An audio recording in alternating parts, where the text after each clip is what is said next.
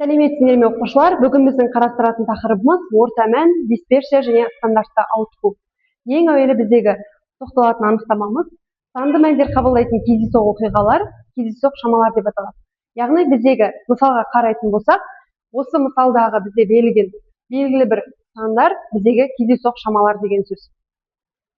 Орта мән дегеніміз не? Орта мән деп мәліметтер жиынтығындағы барлық сандардың қосындысын мәліметтер санына бөлген кездегі орта көрсеткішті айтады. Яғни біздегі орта мәннің формуласы x-тің орта мәні тең болады бізде x1 деп отырғанымыз біздегі берілген сандар арасындағы ең кіші мәннің өзінің жиілігіне, яғни бізде ең кіші мән бізде осы қатарда қанша рет кездескені жиілігіне көбейтіндісі, осылай бізде барлық сандарды өзінің жиілігіне көбейту арқылы осы барлық сандардың жиілігіне бөлетін боламыз. Сонда бізде осы формула шығатын болады. Келесі осы орта мәнге мысал есепке қарайтын болсақ, бір сыныптағы оқушылардың математика тестінен алған балалары берілген. Ең әуелі бізде x-тің орта мәнін табу үшін бізде берілген x1 саны 50. 50-дің жиілігі 3. Осылай 60, одан кейінгі сан 60 екен, оның жиілігі 5. Одан кейінгі сан 70. Одан соң 80. Әр санды өзінің жиілігіне көбейту арқылы оларды барлық жиілікке бөлетін боламыз. Барлық жиілік бізде 8, 15, 20-ға тең.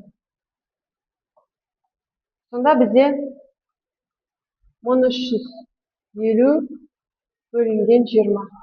Бізде орта мәніміз 67,5-ке тең екен. Ендігі кезекте дисперсия ұғымына тоқталатын болсақ, дисперсия деп бізде кездейсоқ шаманың орта мәннен ауытқуын айтатын боламыз. Бізде дисперсияның белгіленуі dx арқылы белгіленеді.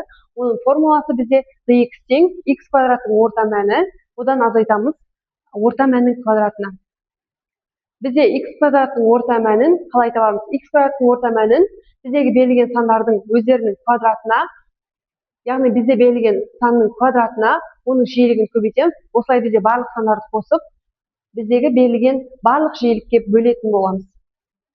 Дисперсияға мысал келтіретін болсақ, бізде ең әуелі бізде дисперсияның формуласын жазатын болсақ, dx-тен x квадраттың орта мәнінен орта мәннің квадратын азайтатын боламыз.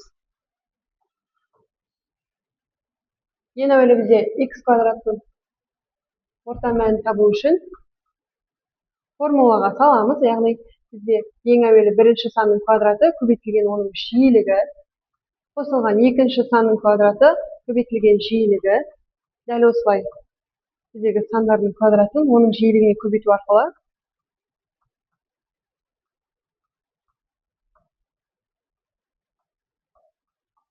санның квадраты көбейтілген жиілігі. Осы барлық санды біздегі барлық жиілікке бөлетін болсақ, 20 санына бөлеміз. Бізде мұнда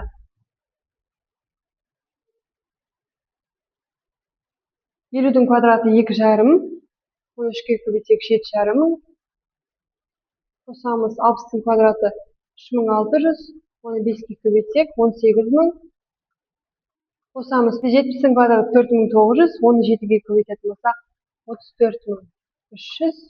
Қосылған 80-ның квадраты 6400, оны 4-ке көбейтетін болсақ 25.600. 90-ның квадраты бізде 8100. Осы сандардың барлығын қосып 20-ға бөлетін боламыз. Сол кезде бізде жоғарыдан 93.500 шығады.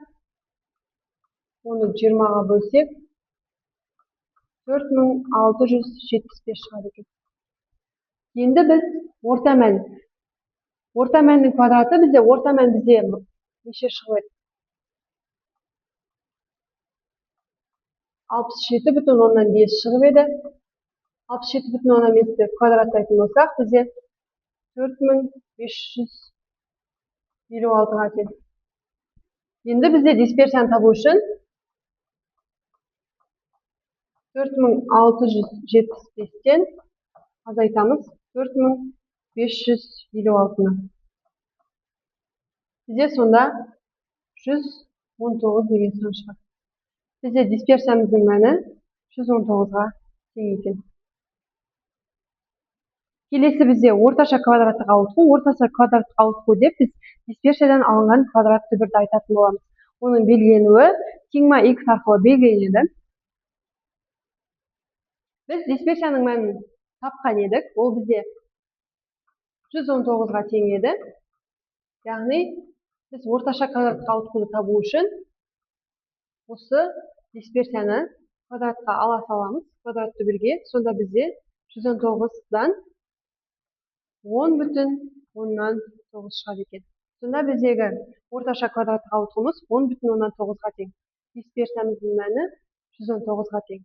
Ал бізде орта мәніміз 67,5-ге тең болды. Келесі кездескенше сау болыңыздар балалар.